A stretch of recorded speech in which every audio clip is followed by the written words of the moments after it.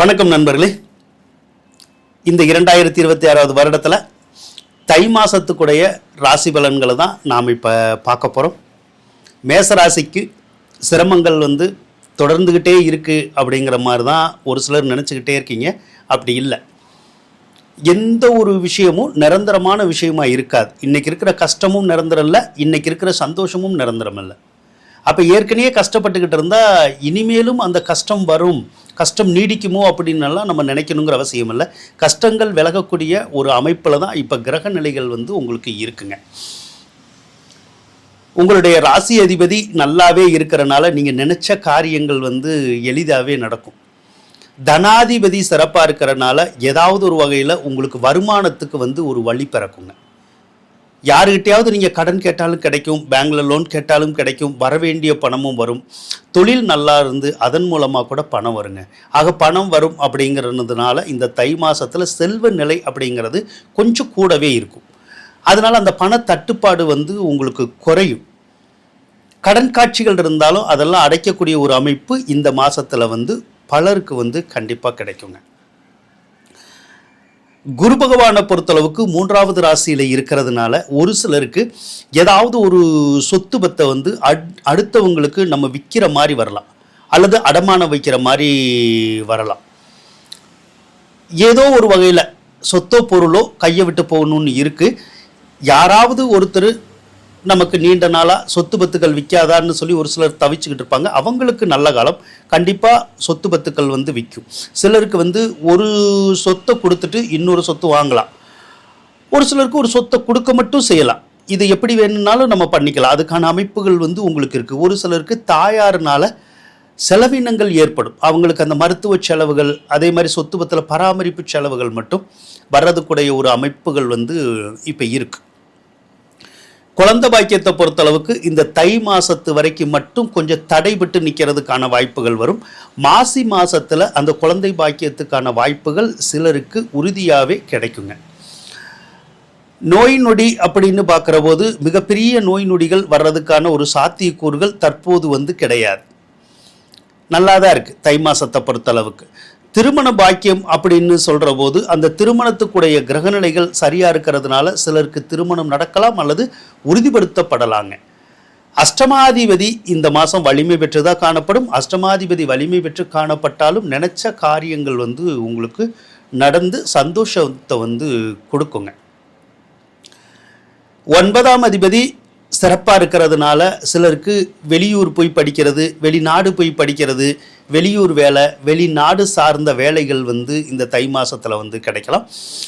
அதே போல் ஒரு சிலருக்கு இந்த விசா கிடைக்கிறது, பிஆர் கிடைக்கிறது, அந்த மாதிரியான விஷயங்கள்லாம் கூட இந்த தை மாதத்தில் நடக்கிறதுக்குடைய வாய்ப்புகள் இருக்குது. தை மாதத்தில் மட்டும் இல்லை, தை மாசி பங்குனி சித்திரை வைகாசி வரைக்கும் இந்த வெளிநாடு சார்ந்த யோகங்கள் எதுவாக இருந்தாலும் உங்களுக்கு இருக்கும். நீங்கள் ஏதாவது வெளிநாடு சார்ந்த எந்த ஒரு முயற்சியாக இருந்தாலும் நீங்கள் ட்ரை பண்ணினீங்கன்னா அந்த காரியங்கள் கண்டிப்பாக நீங்கள் நினச்ச மாதிரி கைக்கூடி வருங்க. 10வது இடம் உங்களுக்கு பலமாக தான் இருக்குது இந்த மாதத்தில். 10வது இடத்துல சூரியன் இருக்கிறது ரொம்ப அருமையான விஷயம். ஒரு சிலருக்கு அரசாங்க உத்தியோகம் கிடைக்கும். அரசாங்க உத்தியோகத்தில் சிலருக்கு டெம்பரவரியாக இருக்கிறவங்களுக்கு பெர்மனண்ட்டாக கூட வேலை கிடைக்கிறதுக்கான வாய்ப்புகள் உருவாகும். சிலருக்கு அந்த வேலையில் ஒரு சிலருக்கு இடமாற்றங்கள் சொல்கிறோம்ல, அந்த இடமாற்றங்கள் ஏற்படுறதுக்குடைய ஒரு அமைப்பும் இந்த மாதத்தில் இருக்க தான் செய்யுது. அரசியலில் ஈடுபட்டிருக்கிறவங்களுக்கு அருமையான யோகங்க இது. ஏன்னா 10வது இடத்துல சூரியன் இருந்தால் அரச பதவிகள் தேடி வரணுங்கிறது ஒரு விதி. அதனால் சிலருக்கு அரசியலில் செல்வாக்கியம் சேரும். அரசியலில் பட்டங்கள் கிடைக்கலாம், புதிய பதவிகள் சிலருக்கு கிடைக்குங்க.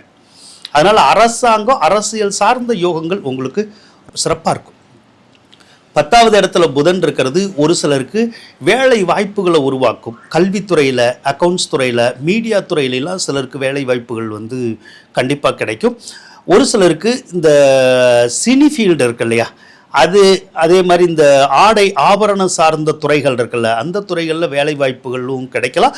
தொழில் தொடங்கணுன்னாலும் நம்ம தொடங்கலாம்.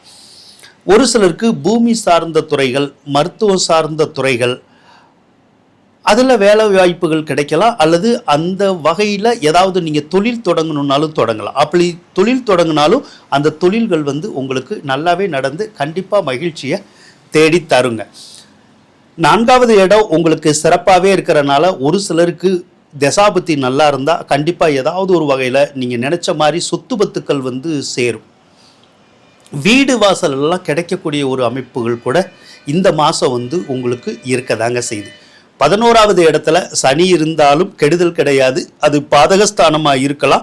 பாதகஸ்தானமாக இருந்தாலும் குருவனுடைய சாரத்தில் இருக்கிறதுனால உங்களுக்கு சனி பகவான் நன்மைகளையே செய்யக்கூடிய அமைப்பிலேயே இருக்கார். குறிப்பாக வாகன சார்ந்த துறைகள் அல்லது இரும்பு சார்ந்த துறைகள், என்ஜினியரிங் சார்ந்த துறைகள், ஐடி ஃபீல்டில் வேலை பார்க்குறவங்களுக்கு சிறப்பான யோகங்கள் வந்து கிடைக்கும். அதே மாதிரி அந்த தினக்கூலிகள் இருக்காங்கல்ல, வார சம்பளத்துக்கு போகிறவங்கலாம் நிறையா பேர் இருப்பாங்க, அவங்களுக்கெல்லாம் கூட சிறப்பான வேலை வாய்ப்புகள் கிடைச்சி நல்ல முன்னேற்றத்தை கொடுக்கக்கூடிய அமைப்புகள் அப்படிங்கிறது இப்போ இருக்குங்க. 11வது இடத்துல ராகு இருக்கிறதும் அதிர்ஷ்டம்தான். ஆனால் தேவையில்லாத விஷயங்களில் நம்ம ஈடுபட்டால் ஏதாவது ஒரு கெட்ட பேரை வந்து கொடுத்துரும். யார்ட்டையாவது நம்ம பேசி பழகிறோன்னு தெரிஞ்சால் கண்டிப்பாக கெட்ட பேர் வர்றதுக்கான வாய்ப்புகள் இருக்கும். அந்த ஒரு விஷயத்தில் மட்டும் கவனமாக இருந்தால் நல்லதுங்க. மற்றபடி மேசராசிக்கு தை மாதம் ஒரு அற்புதமான மாதமாக இருக்கும் அப்படின்னு சொல்லி கூறிக்கொண்டு விடைபெறுகின்றேன். நன்றி, வணக்கம் நண்பர்களே.